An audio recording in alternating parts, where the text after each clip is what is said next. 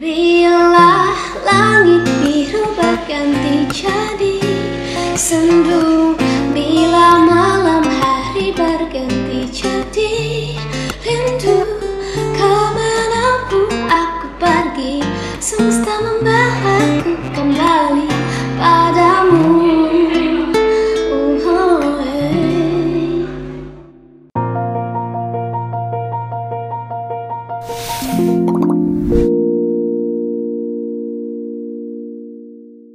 Disiarkan dari Eger, Jalan Sumatera, Bandung. Bersama saya Wiranagara, inilah Eger Pots. Gila. Wow ya. Aku suka sekali semangat untuk episode kali ini. Sepertinya berjalan akan sangat optimis ke depannya. Wow. Karena hari ini sudah ditemani oleh seseorang yang silakan perkenalkan diri. Annyeonghaseyo. Wow. Hai guys, aku Indah Kus. Ya. Di mana Indahkus ini saya cukup bingung dikenal sebagai apa. Kan Anda apa aja nih kayaknya dilakuin kan. YouTuber iya, nyanyi iya, dance YouTuber iya. kayak baru sih. Ya tapi kan bagian. Oh iya. Dokter iya.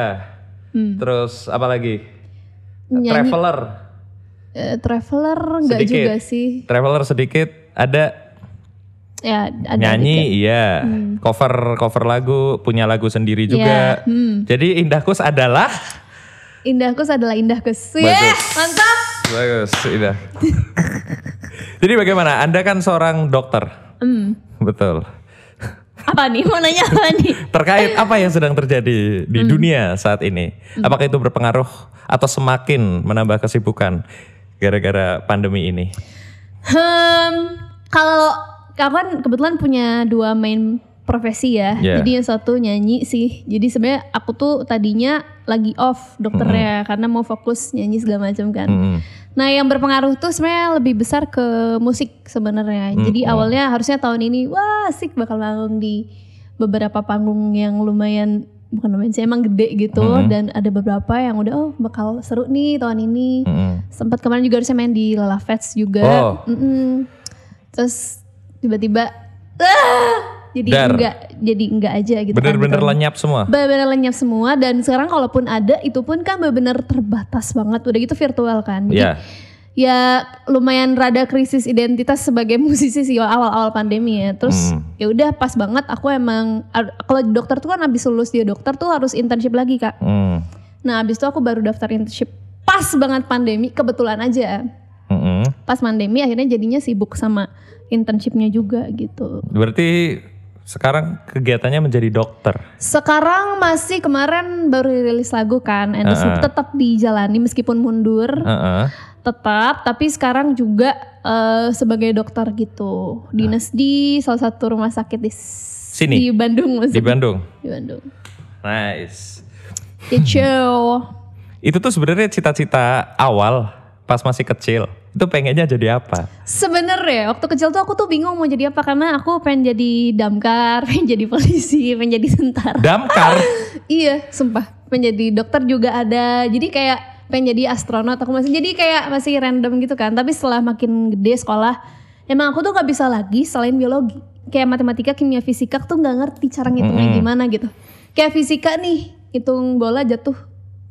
Itu gimana, kenapa harus dihitung kayak gitu-gitu loh. Gravitasi yang iya, gitu-gitu. Iya kayak gitu, aduh udah deh udah. Kimia juga gak bisa, udah. Ya udah akhirnya terus pas aku tes PMDK kelas 3 SMA awal, aku anaknya PMDK, mager. Iya. Terus keterima, oke ya udah jadi gak belajar lagi, males. Keterima di dokter? Kedokteran. Lulus tapi kan? Lulus alhamdulillah. Ya Cepet. udah lulus kan sekarang. Cepat gak? Ya normal Bisa dikatakan aja. normal? Nggak bisa dibilang cepat, nggak bisa dibilang lambat sih, karena di tahun itu. Berarti menjadi dokter adalah jalur hidup yang ya udah aja gitu? Ya udah aja gitu. Cuman emang suka musik sebelum aku masuk ke kedokteran. Bermusik ini dari kapan? Kalau bermusik tuh kan, kalau diseriusinnya sih baru waktu aku kayaknya mau beres sarjana deh. Karena waktu sarjana akhir tuh aku ikutan drama musikal stereo dulu kan. Oh iya. Yang di salah satu itu. stasiun TV ya kan. Nah habis itu emang pemainnya tuh musisi semua. Udah gitu ya udah akhirnya kayak kenapa nggak diseriusin aja dah gini-gini. Oh Iya, jadi kayak banyak insight dari teman-teman musisi akhirnya baru bikin serius. Jadi sebelumnya cuman kayak cover segala macam, tapi udah kayak jadi guest star di pensi-pensi gitu. Oh, manggung-manggung udah gitu. Makanya kayak shock juga sih. Berarti antara kamu masih kuliah dan juga bermusik itu bebarengan? Jalan dua-duanya. Ya itu ngaturnya gimana? Kedokteran loh. Iya, emang ribet banget. Jadi kayak aku tuh ngorbanin tidur. Jadi misalkan besok nih aku sama Kak Wira tuh ujian ya jam 8 gitu. Nah misalkan Kak Wira tuh udah jam 4 udah beres kuliah bisa belajar. Aku tuh misalkan jam 4 baru mau manggung dulu apa segala macam. Pulang jam 7 Kak Wira udah tidur, aku baru mau belajar. Jadi dia kayak ya udah spend tidur aku tuh sedikit gitu sih. Jadi lebih ke ngorbanin jadwal tidur. Tapi karena aku tuh suka banget dua-duanya, aku suka dua-duanya. Iya. Aku suka dua-duanya. Jadi aku jalanin dua-duanya. Ngapal materi pun kayak gitu semua dilakuin sendiri. Kalau ngafalin materi, kalau aku tuh prinsipnya kalau ngafalin pasti susah. Jadi harus paham dulu sih. Soalnya kalau buat aku gimana ya, badan kita tuh kayak sebuah kantor besar gitu. Jadi kayak yang penting tahu dulu alurnya, sistemnya, prinsip si organnya tuh jadi gampang ngafalinnya. Jadi kayak gitu. Kalau ngafalin pasti nggak akan keburu nggak sih ngafalin cepet gitu. Tapi gokil sih, keduanya bisa ini. Tapi suka nggak dipanggil penyanyi atau dokter? Lebih suka mana? Aku sebenarnya kadang aku nggak begitu suka kalau dipanggil budok atau dok. Loh kenapa? Karena nggak tahu ya. Kadang aku tuh nggak tahu gitu antara itu tuh dia emang benar mau manggil budok sebagai ya udah. Tapi kadang ada juga yang manggil kayak ledekan. Budok, iya ledekan. Jadi kayak terus aku ngerasa kalau orang-orang tahu aku dokter tuh jadi kayak gitu. Padahal sebenarnya aku ngerasa enggak kok, aku biasa aja kayak gitu sih kadang. Kalau zaman dulu kan orang tua zaman dulu kan masih kayak dokter gini. Orang gitu tuamu kan. juga begitu? Kayaknya iya sih. Cukup bangga ya? Cukup iya, cuman kadang aku ngerasa ini kayak ini berlebihan kadang. Jadi makanya nggak suka sebenarnya. Kalau tapi kalau sekarang sih lebih kayak udahlah apapun yang mereka kenal aku, sebagai apapun mereka kenal aku ya udah nggak apa-apa. Nah di tongkronganmu nih, di lingkaran pertemananmu gitu, ada ledekan-ledekan semacam itu gak sih kalau misalkan kamu kan dikenal sebagai penyanyi juga, datang terus nyanyi dong, gitu. Terus kalau misalnya jadi dokter, periksa dong gitu, ada gitu-gitu. Kalau one circle sih enggak ya, kayaknya mungkin kalau orang ketemu baru gitu, ya ditodong gitu. Oh ya, pasti. Atau misalnya aduh aku sakit nih, udah gitu hasil. Tapi ya udah lah gak apa-apa, mungkin ya dia ya emang gimana sih, mungkin ya aku kalau jadi mereka mungkin gitu juga kali. Laki-laki pada mengambil celah untuk itu ya. Ya periksa yang baru dong. Kenal gitu sih ya. Biasanya aku sakit apa gue periksain. Oh ya. Berarti gitu. Sudah sangat sering ya. Iya. Terus tentang cover itu sendiri. Awal cover kapan? Awal aku cover aku inget banget di YouTube 2000 berapa ya? Lupa banget. Katanya inget banget kok lupa. Oh iya maksudnya SMA kelas 2 kelas 3 berarti udah lama banget. Udah 2014-15an. Ya itu masih kemarin. 15. Oh masih kemarin? Masih kemarin. Sumpah. Anda berhadapan dengan yang SMA-nya entah kapan. Ya, makanya di tahun itu aku ingat banget itu iseng pakai kamera tanteku yang di belakang latar rumah ada pas angin apa segala macam. Tapi itu tuh satu video itu tuh kayak viral sampai Kaskus gitu kayak nggak ngerti. Oh iya, apa sih lagunya? 1000 Years gitu. Kenapa hari gila. Terus setelah itu ada niat untuk melanjutkan gitu? Iya karena responnya bagus meskipun sebenarnya buat aku tuh aku cover apa sih gitu. Maksudnya ya niat nggak niat sih sebenarnya. Akhirnya ya udah deh. Oh kurangnya di sini ada lagi masukan dari mereka. Itu pun tapi nggak langsung aku aktif di YouTube. Enggak, aku kayak bisa berapa tahun, 4 tahun, 5 tahun baru aku deh aku mau upload banyak deh di YouTube. Baru aktif juga kayak awal tahun ini deh Kak. Jadi kayak baru aku tuh sebenarnya. Itu pun karya-karya doang yang aku masukin. Terus bagaimana kamu akhirnya punya karir? Setelah cover, link dan lain sebagainya sampai akhirnya sekarang punya lagu sendiri. Dulu aku pernah di suatu label. Oh masuk label. Di Jakarta. Tapi dulu masih awal kuliah banget lah. Ditawarin atau kamu mengajukan? Ditawarin. Terus yang di mana aku mungkin masih nggak tahu apa-apa gitu kan. Yaudah semangat. Tapi ternyata mungkin aku adalah satu orang dari mungkin banyak yang juga kurang berhasil di satu label gitu kan. Maksudnya kayak dengan segala macam terms condition yang mereka punya segala macam akhirnya beres kontrak selesai aku bikin sendiri. Di label itu udah nyiptain lagu sendiri, udah rilis? Ada satu dan itu pun jadinya kayak apa ya? Apa? Recycle Demo? sih jatuhnya. Oh recycle. Recycle lagu. Orang. Terus pas keluar bikin sendiri semuanya? Bikin sendiri semua. Alhamdulillah ketemu teman-teman yang juga mau bangun dari awal bareng-bareng sampai sekarang. Jadi aku bikin lagu sendiri, jadi writing juga sendiri gitu. Total berapa lagu sampai detik ini berarti 4. Udah 4. Itu semua bikin sendiri? Iya, yang label itu kan recycle, jadi kalau yang sendiri banget tuh 4. Oke. Di semua 4 ini yang paling berkesan atau semuanya punya kisahnya masing-masing? Beda-beda sih. Kalau awal tuh emang lagunya kan ballad, judulnya Jangan Lihat Tangisku, masih Indonesia banget. Tapi ya itu juga punya pasar sendiri yang juga ini kenapa banyak yang suka ya lagi nih ya. Tapi setelah kesini kayak baru nemuin aku ternyata sukanya ke genre yang kayak gini loh gitu. Kayak Endless Loop yang terbaru ini juga ya kayak gitu berarti. Gitu sih Kak. Itu semua dari pengalaman pribadi kah? Atau dari curhatan orang terus kamu kemas menjadi sebuah karya? Banyaknya pengalaman pribadi dan campuran sih, tapi mostly mungkin 65%-nya pengalaman sendiri. Oh iya? Gitu. Karena aku ya gitu, kadang ya maksudnya gimana ya, aku tuh bisa dekat sama orang kayak gampang gitu. Tapi buat kayak ngeluarin apa yang benar di dalam lubuk hatiku gitu tuh kayak susah gitu loh. Kayak jadi ya udah deh bikin lagu aja. Bagaimana kamu melibatkan perasaan dalam setiap karyamu itu? Ya pokoknya aku tuangin aja apa yang ada di kepala aku gitu. Ya udah aku bikin jadi lagu. Kamu sampai curhat dulu sama orang? Kan kadang gini kayak menentukan lirik.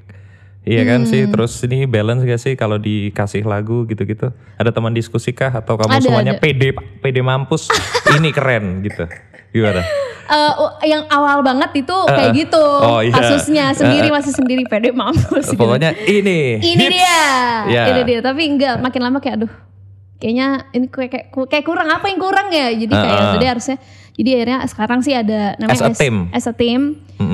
Namanya Esa. Jadi kayak aku yang selalu kayak ini bagus nggak ya kalau liriknya kayak gini tentang ini. Jadi dia yang mempermudah apa yang ada di kepala aku sih sebenarnya. Karena kadang kayak ribet gitu di. Apa yang berubah setelah kamu akhirnya punya karya sendiri dari hidup atau ya udahlah gitu?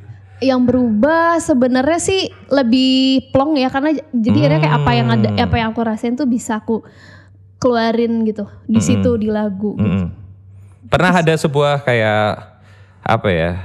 Kamu merasakan hal yang lain gitu, yang tadinya kamu jalan kemana santai, terus sekarang orang mengerti karyamu, terus ada gitu, mengalami kah hal? Iya sih mungkin, tapi awalnya aku juga nggak expect kayak aku bakal jadi penyanyi gitu. Awalnya tuh kayak udah cuman seneng ya, udah keluarin lagu karena aku suka aja gitu bermusik. Terus ya aku sih ya alhamdulillah gitu, saya kayak pendengarnya juga alhamdulillah banyak buat aku ya gitu. Jadi kayak terus akhirnya juga pada suka lagu-lagu selanjutnya gitu. Makin banyak yang suka. Terus banyak yang stream juga, banyak yang nonton juga lagi video klipnya. Kan aku sampai mikirin kalau aku bikin lagu tuh aku sampai mikirin aku video klipnya mau kayak gimana. Sampai teknisnya semua. Sampai teknisnya kayak gitu. Jadi kayak wah seru juga ya gitu. Jadi akhirnya kayak aku harus bikin lagi. Lebih kayak jadinya nagih aja sih untuk bikin lagi, bukan kayak harus aku harus mengiyakan apa yang orang-orang bilang. Enggak, cuman kayak iya ternyata aku bisa bikinnya, udah aku bikin lagi aja gitu. Siapa yang paling menginspirasi kamu dalam berkarya? Karya. Apanya nih sosok si musisinya? Entah itu sosok, entah itu lagu, entah itu album, entah itu kerumunan. Kayak aku suka melihat konser dan dari konser itu aku terinspirasi. Nah gitu-gitu loh. Okay. Siapa dan apalah? Kalau misalkan bermusik sih, sebenarnya ibu aku suka musik, tapi maksudnya kalau ibu sih lebih suka aku jadi dokter. Jadi kayak setelah aku pikir kayaknya bukan ibu. Dulu aku mikirnya ibu aku nih kayaknya. Tapi setelah udah lama banget aku gak nerima pertanyaan itu lagi. Sih kalau sekarang aku pernah pertama kali manggung, aku belum punya lagu. Terus aku panggung di Sabuga. Iya. Maksudnya kayak aku gak punya lagu loh gitu. Tapi penontonnya seantusias itu. Ngeliatin semua gitu? Iya kayak nih serius sebanyak ini penuh full ya zaman dulu ya kayak Sabuga tuh. 2000 berapa tuh? 2000 berapa ya? 15, 16. Masih kuliah? Masih awal banget kuliah. Berarti 2013, 14 lah. Terus kayak terus yaudah pada nyanyi bareng ya, karena cover juga orang-orang udah tahu lagunya kan. Tapi tuh antusiasnya tuh kayak sebesar itu. Jadi thrilling moment buat aku. Terus kayak ini aku suka nih di sini. Gitu. Suka suasana itu. Terus kamu kepikiran untuk bikin berkarya aja. Seru. Nah, apakah kamu pernah kepikiran menggabungkan semua yang kamu sukai itu menjadi sebuah karya? Kayak bikin lagu tentang kedokteran, Sebenarnya dari dulu aku pengen banget sih Kak bikin, gitu. cuman kayak bingung nanti yang dengernya kayak segmented kan. Aduh gimana kalau orang-orang gak ngerti gimana gitu. Bikin lagu judulnya Esophagus misalkan. Aku pernah kepikiran aku bikin kayak kardio. Iya. Kardio kayak sotoy banget gitu, sok berilmu gitu. Cuma aduh jangan deh kayak kasihan yang dengernya ntar. Tapi ada kepikiran ke situ? Ada kepikiran, cuman ya belum terlaksana aja sih sampai detik ini karena ya ternyata yang lebih pengen aku salurkan itu adalah yang tadi yang perasaan yang lain gitu. Oh, Oke. Terus kamu juga katanya kan suka K-pop. Aku tuh Kacau. Hyung abis ya. Hyung Wira kan. Ya, Aku panggilnya Hyung. Bagaimana K-pop mempengaruhi Indah? Nah sebenarnya awalnya tuh aku benci banget sama K-pop. Sumpah, makanya gak boleh kita tuh membenci seseorang atau sesuatu. Seru. Karena ketika kita gitu kan, ya kan nama susah Iya jadi suka banget gitu. Jadi dulu aku punya temen di kuliah yang dia tuh tiap pagi kan kita ngekos nih. Kayak satu gedung kosan gitu. Dia tiap pagi nyetel gede banget sampai aku tahu itu lagu SNSD. Lagu era itu. Era itu kan. Ya. Kan anak zaman 90-an kan. Jadi lagunya itu. Maksudnya iya jarak kita jauh loh udah. Kita seumuran kan. Iya kan. Bagus. Terus yaudah akhirnya kayak yaudah deh terus kayak apaan sih ini? Apaan terus aku kayak mana sih yang namanya SNSD aja. Aku searching lah di Google yang di YouTube apa? kan. Yang apa? Lagu yang apa? Yang G kalau nggak salah. Oh, G. Iya itu kan. Apaan sih gitu kan? Buka. Mukanya sama semua. Wah bagus. Gitu kan gitu. Kayak sama semua. Apaan sih? Abis satu lagu, mana sih coba yang lain? Jadi seharian itu aku streamingnya SNSD aja. Sampai harinya aku bilang, aku sone. Wah, bagus. Dari situ aku jadi suka. Terus ya udah akhirnya karena aku mulai dengar gak cuman K-pop ya, jadi kayak singer songwriternya. Oh ternyata tuh nggak se-segmented itu loh. K-pop tuh ya nggak K-pop doang gitu. Ada kayak R&B, ada kayak apa? Oke, fix aku suka banget. Sampai industrinya juga nggak? Iya, aku sampai suka banget. Sampai gosip-gosipnya. Sampai tahu. Ini sama ini. Juga. Sedikit. Saya juga korban kok, tenang aja. Iya kan, kita tuh korban. Tapi aku jadi seneng karena sampai detik ini tuh alhamdulillah di lagu Endless Loop pun kayak orang-orang tuh kinda tuh genrenya kayak indie gitu ya. Padahal aku gak bilang gitu kayak berarti orang-orang udah taunya aku gitu. Dan aku ngerasa seneng karena kalau di Indonesia kayaknya belum ada deh yang kayak emang lagunya bener-bener kayak R&B, kayak alternatif. Maksudnya yang kental gitu tuh belum pernah dengar sih. Kayak agak kayak Iyu. Ayu, Dean, Hayes itu semua kesukaan aku. Siapa sih nyebutnya Ayu ya? Ayu. Iya, Iyu. Nah, setelah kamu mendengarkan itu, kan sekarang udah jadi suka nih sama K-pop. Ada yang banget gak? Iya. Di antara semua apa? Ada. Apa namanya? Maksudnya si orangnya? Si orangnya iya, grup-grupnya. Pokoknya kalau aku ditanya gitu yang ya 3 terbesar aku cuman Hayes, Ayu. Sekarang bukan Din tergeser jadi sekarang itu Baekhyun. Ya pokoknya ya emang tapi semuanya jadinya bukan K-pop sih, jadinya kayak singer songwriter sih. Oh iya. Ya musik-musik dari sana lah ya. Iya. Sampai drakornya juga ngikutin gak? Drakor aku gak semua ngikutin sih. Aku kalau nonton tuh masih suka banyak genre sih. Tapi Korea pun banyak yang seru. Tapi gak semua gitu. Tapi ngikutin. Oke. Nah tadi udah dijelasin juga tentang betapa menjadi YouTuber. Dancer juga. Sebenarnya itu karena awalnya tuh aku kayak aku tuh soalnya kalau di stage tuh beda Kak. Ketika misalkan aku latihan nih sama di stage tuh staminanya tuh 100 kali lipat kan. Dan aku ngerasa aduh kayak aku harus latihan. Dan terus aku tuh males gitu kalau nge-gym atau ikut kelas-kelas segala macam males. Jadi aku olahraganya ngedance karena beberapa kali memang aku kan ada dancernya juga. Tapi aku misalnya kayak nggak boleh kayak tim aku nggak boleh lip sync pokoknya itu adalah anti gitu kan. Oke, berarti aku harus latihan juga jadi kayak sambil ngedance sambil nyanyi gitu. Itu susah banget kan ternyata. Tapi nggak full yang dance kayak K-pop gitu nggak. Cuman gimana ya? Ya gitu deh pokoknya terus ya udah akhirnya jadi suka. Jadi suka juga sampai sekarang. Gitu. YouTuber, dance, aktris, penyanyi, pengusaha juga. Pengusaha. Sekarang udah usaha apa aja? Sebenarnya itu kayak bareng sama teman-teman sih bukan yang sendiri. Kalau sekarang tuh yang aku lagi jalanin tuh skincare. Wow. Karena aku kalau kayak aku suka banget gitu ilmu-ilmu skincare gitu. Jadi suka Terus sama sekarang baru bikin studio karena aku jadi suka ngedance tadi. Kayak aku pengen punya satu studio yang aku mau cover, aku mau nari, aku punya tempat sendiri gitu. Dan ala-ala Korean estetik gitu. Kayak Korean yang Instagramable kayak tuh ada di label Korea gitu dan nggak ada di Bandung, itu dia Wata Studio. Apakah semua yang kamu lakukan tahun ini terpengaruh oleh pandemi? Kalau yang mana nih? Semua yang kamu lakukan ini menjadi A, B, C, D, E tadi. Ya terpengaruh lah. Semua. Secara langsung ya. Ini mah langsung tuh jadinya. Ya kan? Iya. Benar-benar. Ya, nyanyi. Nah, ini saya akan bertanya sebagai seorang awam kepada seorang dokter. Jadi sebenarnya itu gimana sih itu? Yang mana? COVID tuh. COVID ya Allah, sampai kayak oke, aku jelasin lagi nih.